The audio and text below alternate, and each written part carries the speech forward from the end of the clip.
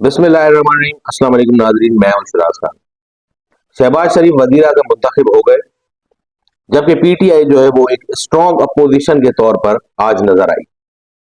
जब से कौमी असम्बली में अरकान असम्बली ने हलफ उठाया, उस वक्त से लेकर आज तक आपने देखा कि पीटीआई ने असम्बली में एक शोर मचा रखा है कि चोर चोर, मैंडेट चोर, और जो हुकूमती बेंचेस पे बैठे हुए हैं ये पीडीएम वाले या नून लीग वाले, इनको पाकिस्तानी कौम ने मुस्तरद कर दिया है। लेकिन ये लोग आज आकर यहाँ बैठे हुए हैं। लेकिन फॉर्म 45 के हिसाब से पीटीआई एक मेजॉरिटी पार्टी है, हुकूमत बनाने का हक उसे था। आपने देखा कि महमूद खान अचरजई हो, मौलाना फजलुर रहमान हो या नून लीग के कुछ ऐसे अरकान हो, वो ये कह चुके हैं कि मैंडेट कौम ने इमरान खान को दिया है और उसे ही हुकूमत पाकिस्तान बनाने का मौका देना चाहिए। लेकिन आप सबने देखा कि नून लीग आकर कैसे बैठ गई इक्तदार की कुर्सी पर, जबकि वो खुद भी जानती है कि ये इक्तदार उसे पाकिस्तानी कौम ने नहीं दिया। असेंबली में आपने देखा कि चोर चोर के नारे लगते रहे। शेर अफजल मरवत स्पीकर के डायस के सामने खड़े होकर नारे लगा रहे थे, तो नून लीग की कुछ खवातीन अरकान आई और घड़ी उनके हाथ में थी। माहौल कुछ ज्यादा ही कशीदा होने वाला था। फिर आपने देखा कि शेर अफजल मरवत के सामने अताउल्लाह तारड़ आ गए और वो शेर अफजल मरवत के नारों का जवाब दे रहे थे। तो ऐसा लगा कि अब बस लड़ाई होने ही वाली है कि हनीफ अब्बासी उठकर आए और वो अताउल्लाह तारड़ को वापस ले गए। ये असेंबली कैसे चलेगी जहां पीटीआई जैसी एक स्ट्रॉन्ग अपोजिशन मौजूद है, जो पाकिस्तानी कौम ने पिछले कई सालों से कौमी असेंबली में नहीं देखी। कौमी असेंबली में फ्रेंडली अपोजिशन ही मौजूद होती थी, आप सबने देखा। अब एक स्ट्रॉन्ग अपोजिशन है, इसको कैसे नजरअंदाज कर सकते हैं? ये असेंबली कैसे चलेगी? शहबाज शरीफ की 16 माह की कारकर्दगी पूरी कौम के सामने, महंगाई में कौम पिसती जा रही है और शहबाज शरीफ जो है वो फिर से वजीर आजम बन गए। अब और महंगाई की जाएगी। फिर उन्होंने आज तकरीर में कह दिया कि मैं टाइम नहीं देना चाहता, मेरे कायद मियां नवाज शरीफ मना करते हैं, लेकिन एक साल में हम मईसत ठीक कर देंगे। फिर उन्होंने तारीख दे दी। फिर उन्होंने कौमी असेंबली में एक तकरीर करी और उसमें उन्होंने माना कि मुझे इस ईवान ने अपोजिशन लीडर चुना। ये हकीकत बात है, सच मुंह से निकल ही आता है। आप भी मानते हैं कि इख्तिदार की कुर्सी आपको पाकिस्तानी कौम ने नहीं दी, आप कब्जा करके बैठे थे इस पे, और आपके लिए ये आखिरी मौका है शहबाज शरीफ साहब, पूरी नून लीग के लिए आखिरी मौका है। अगर तो आप डिलीवर कर गए तो ही आपकी सियासत बच सकती है, वरना आपने अपनी सियासी कब्र खुद ही खोद ली है। आपने देखा कि मौलाना फजलुर रहमान ने आज बहुत ही अहम बयान दिया। उन्होंने कहा कि नौजवान पाकिस्तान का जहां खड़ा है उसे तस्लीम करना चाहिए। अब आसिफ अली जरदारी, जिनके लिए मशहूर है कि वो मफावत के बादशाह हैं, वो सदर पाकिस्तान बनने के बाद क्या मफावत करेंगे? बिल्कुल करेंगे।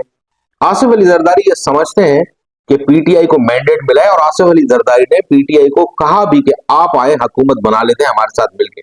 लेकिन आपको पता है कि इमरान खान का मकसद हुकूमत लेना नहीं है।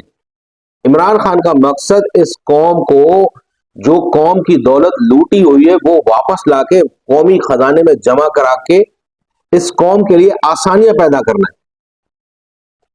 तो इमरान खान जो है वो हुकूमत लेना नहीं चाहते। हुकूमत लेना चाहते तो जरदारी साहब के साथ वो बना सकते थे, लेकिन इमरान खान ने पीपल्स पार्टी की पेशकश जो है वो मुस्तरद कर दी कि मुझे हुकूमत नहीं चाहिए, जो मुझे कौम ने मैंडेट दिया है वो मेरा मैंडेट वापस दिया जाए। अब पीटीआई जो है वो इलेक्शन में धांधली के खिलाफ एक बहुत बड़ी तहरीक चलाने जा रही है। अब अगर इस तहरीक में मौलाना फजलुर रहमान ने उनका साथ दे दिया तो ये नून लीग के लिए बहुत बड़ी खतरे की घंटी होगी। ऐसे हालात में नून लीग कैसे हुकूमत चला पाएगी, जबकि केपी में पीटीआई एक मेजॉरिटी के साथ हुकूमत में है, कौमी असेंबली में भी एक स्ट्रॉन्ग अपोजिशन है, और अगर तो अगर उन्हें रिजर्व सीट मिल गई तो आसिफ अली जरदारी ने जो आईनी ओहदे लिए हुए हैं, वो आईनी ओहदे आसिफ अली जरदारी आगे जाके इस्तेमाल कर सकते हैं। हुकूमत नून लीग की खत्म हो सकती है, इसलिए पीपल्स पार्टी ने आईनी ओहदे लिए हुए।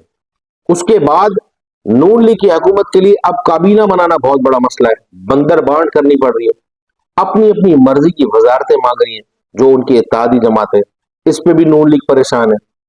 सोने पे सुहागा ये कि बताया जा रहा है कि इसहाक डार दोबारा वजीर खजाना बनेंगे। तो इसहाक डार ने पहले कौन सा मईसत सीधी कर ली जो अब करेंगे। पाकिस्तानी कौम जो है वो परेशान हाल ही रहेगी। इस सब में इन हुक्मरानों का कुछ भी नहीं होगा, बिगड़ेगा आपका और मेरा ही, हम ही परेशान होंगे। ये तो अपने मजे लेते रहेंगे। आज आपने देखा कि महंगाई में पिसी अवाम जो है वो परेशान हाल है, लोग खुदकुशियां कर रहे हैं। लेकिन आप अरकान असेंबली के लिए नून लीग का जोहराना देखते, आप जो नाश्ता उन्होंने करवाया, क्या क्या नहीं था वहां मेन्यू में, वो मेन्यू की वीडियोस भी पड़ी हुई आप सबने देखे होंगे। उसके अलावा असद अली तूर, आज एफआईए ने उन्हें फिर अदालत में पेश किया और मजीद जिस्मानी रिमांड मांगा गया कि असद अली तूर जो अपने वीलॉग्स करते हैं या जो खबरें देते हैं, हमें उनके सोर्स जानने हैं। तो जज साहब ने उनको 3 दिन का और रिमांड दे दिया, जबकि सुप्रीम कोर्ट के साबिक चीफ जस्टिस नासिरुल मुल्क साहब का ये जजमेंट है कि सहाफी अपना सोर्स नहीं बता सकता। अब ये सहाफी जो डंके बजा रहे कि असद अली तूर के साथ सही हुआ है, उनके लिए भी खतरे की घंटी है कि कल आपको भी कोई इसी तरह उठा के ले जाएगा कि आप अपना सोर्स बताएं। अब असद अली तूर का 3 रोजा मजीद जिस्मानी रिमांड मिल गया। असद अली तूर जो है वो आपने देखा उन्होंने भूख हड़ताल दी, लेकिन हामिद मीर साहब और मतीउल्लाह जान इन लोगों ने उसे फोर्स करके उनकी भूख हड़ताल तोड़वाई। और असद अली तूर जब जा रहे थे तो आप सबने उनका पैगाम सुन लिया होगा।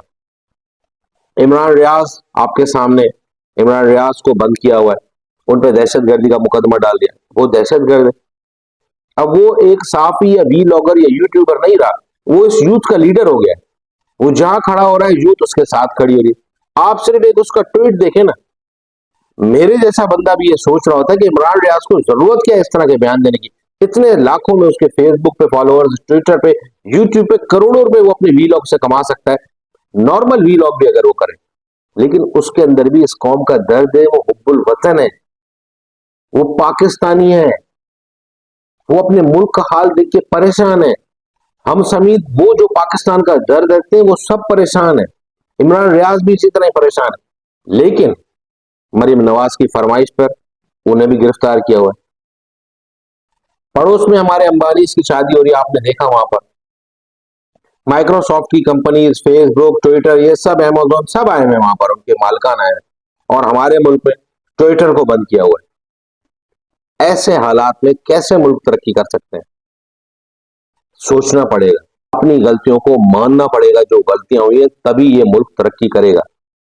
ये नून लीग को इससे पीछे हटना पड़ेगा। ये नून लीग बहुत गलत कर रही है।